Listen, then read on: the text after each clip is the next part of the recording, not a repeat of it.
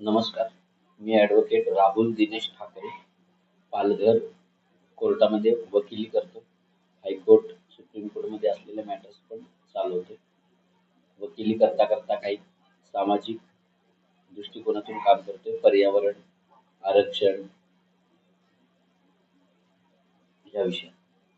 आपण अपक्ष म्हणून निवडणुकीत उभे राहण्याचा निर्णय का घेतला? राजकीय स्वरूप असतं ते पक्षाचा आधार घेतात. आपण सामाजिक जाणीवेतून आणि आपल्याला समोर दिसत असलेल्या ज्या समस्या आहेत त्या सोडवण्यासाठी लोकांचं प्रतिनिधित्व हे लोकांतून असावं म्हणून अपक्ष म्हणून निवडणूक लढवण्याचा निर्णय. पक्षाचा आधार न घेता निवडणूक लढवणे कठीण मानले जाते, तरी आपण हे पाऊल उचलले आहे. निवडणूक पक्षाच्या आधारे घेतात ते स्वतःला काहीतरी कमजोर समजतात. त्यांचा पक्षावर विश्वास असतो, लोकांवर नसतो. माझा सर्वसामान्य मतदारावर चांगला विश्वास आहे, म्हणून आपण अपक्ष उपयोग करणं. भ्रष्टाचार रोखण्यासाठी कोणती ठोस पावले उचलणार आहे? सगळ्यात महत्वाचा तर टक्केवारी आणि कमिशन पद्धत आहे ना, ती पहिली बंद करायची. आणि ज्याचं काम नियमात होत असेल, नियमानुसार ज्या काही तरतुदी असतील त्यानुसार ते काम होत असेल तरच त्याला ते कामाला परवानगी द्यायची. कोणतंही लालच लुचपत कोणालाही न देता आपलं काम रीतसर नियमाप्रमाणे आणि पर्यावरण पूरक अशा बांधकामाची निर्मितीसाठी आपण त्यांना प्रोत्साहन देणं. विरोधकापासून किंवा पक्षापासून वेगळे असे आपले वैशिष्ट्य कोणते?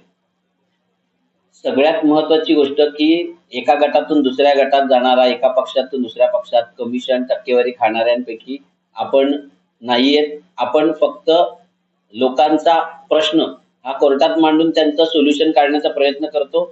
तसाच आत्ताचा मुद्दा की आपल्याला प्रामाणिक काम करायची सवय आहे. जे काम निधी नियमानुसार खर्च करणं गरजेचं आहे, जिथे गरजेचं आहे तिथे करणं आणि पारदर्शक एखाद्या गोष्टीत काम करणं, रोखठोक ही आपली एक वेगळी लकब आहे. मतदारांनी आपल्याला का संधी द्यावी? एक वकील म्हणून, कायद्याचा अभ्यासक, तरुण आणि कोणत्याही राजकारणाविरहित एखादी व्यक्ती जर लोकांच्या प्रतिनिधी करून जर कामं करत असेल, प्रश्न सोडवत असेल तर लोक नक्कीच त्याचा विचार करतील. शहराच्या भविष्यासंदर्भात आपला दृष्टिकोन काय आहे? शहराला फक्त कागदोपत्री स्मार्ट सिटी बनवणं किंवा DPR आहे त्याप्रमाणे कामं करणं असं होत नाहीये. प्रत्यक्ष शहराचा पूर्ण उपलब्ध जागेंचा असलेल्या सोयीसुविधांचा सर्वे करून कुठल्या गोष्टीचा अभाव आहे, कमतरता आहे आणि खरोखर जिथे खर्च करण्याची गरज आहे त्या ठिकाणी त्याचा खर्च करून ऍक्च्युअल 5 वर्षामध्ये सुंदर सर्वांग अशी एक स्मार्ट सिटी तयार करण्याचा आपला एक्सपर्ट लोकांना घेऊन मानस असेल. आपल्याला मतदारांना काय सांगायचं आहे? मतदारांना मला एवढंच सांगायचंय की डॉक्टर बाबासाहेब आंबेडकरांनी आपल्याला भारतीय संविधानाने दिलेला मतदानाचा अधिकार हा अनमोल आहे. त्याचं मोल घेऊ नका.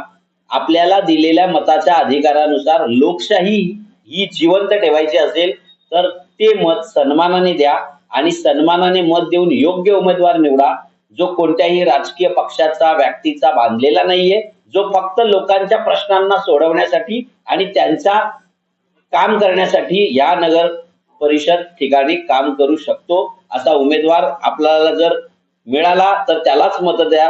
कोणाला द्यायचं हे ते शून्य नागरिकांनी ठरवायचंय, एवढंच सांगतो.